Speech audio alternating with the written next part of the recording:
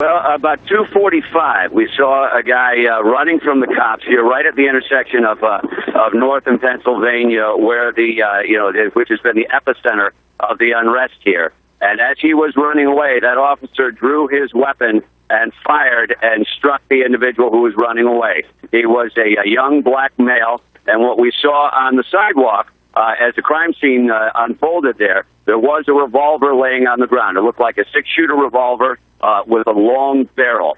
The individual who was shot, again, a young black male, he was alive. They just took him off in the ambulance, but he did not look to be in good shape at all. I can't really give you an accurate diagnosis, and I could not get a look at his wound, but he looked to be in bad shape. Now you have crowds responding here.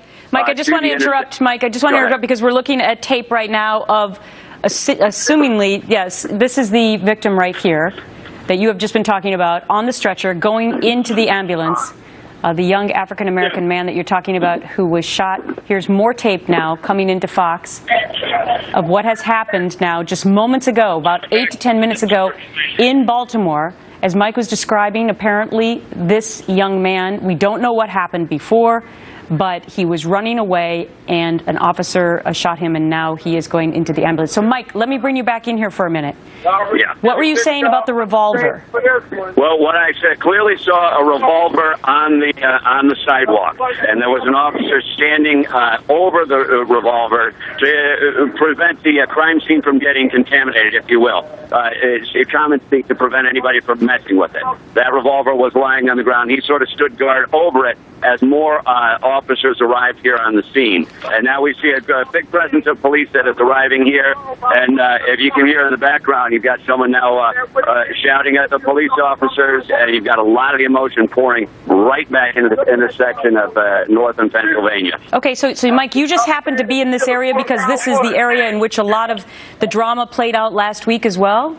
Correct. And I was getting ready to do live shots for my shift, which was coming up later on in the evening. And he ran, I give it about 40 feet away from our vehicle while I was sitting in the car scribbling out my notes for the next live shot. And he ran right in front of us.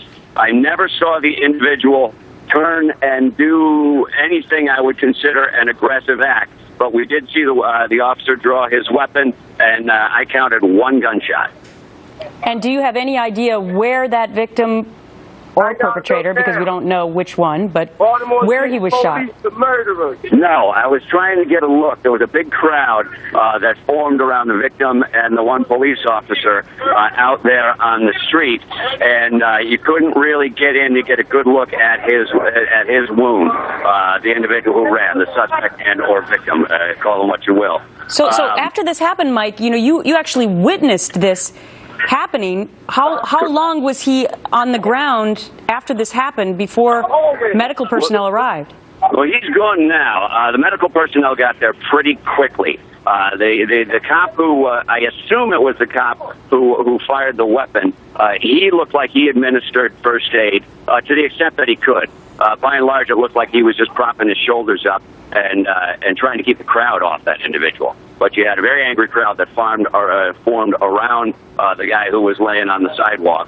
And it looked like that officer was trying to defend himself. And then pretty quickly, more police arrived on the scene. And about the same time, there were a few ambulances that arrived on the scene. And I think within 10 minutes, they had the guy loaded up in the stretcher and off to some hospital right now. I haven't been able to check on that. So once again, we're listening to Mike Tobin, who is live on the scene for us in Baltimore. This happening just about 11 minutes ago now. You can see on your screen, this is videotape of a young African-American man who was fleeing police. We don't know why. We don't know the circumstances. We don't know if he was armed, although we're hearing from Mike Tobin that there was a revolver found at the scene, and he was shot by who we believe to be a police officer, and now he has been taken off. In this video you can see, injured on a stretcher and going into an ambulance and going to a local hospital. So Mike, let me bring it back to you. What is the scene there now? Well, now we have another police line that has formed up. It's a little more ad hoc, a little less planned. I see about half of the police officers have their shields. All right, Mike, thanks much.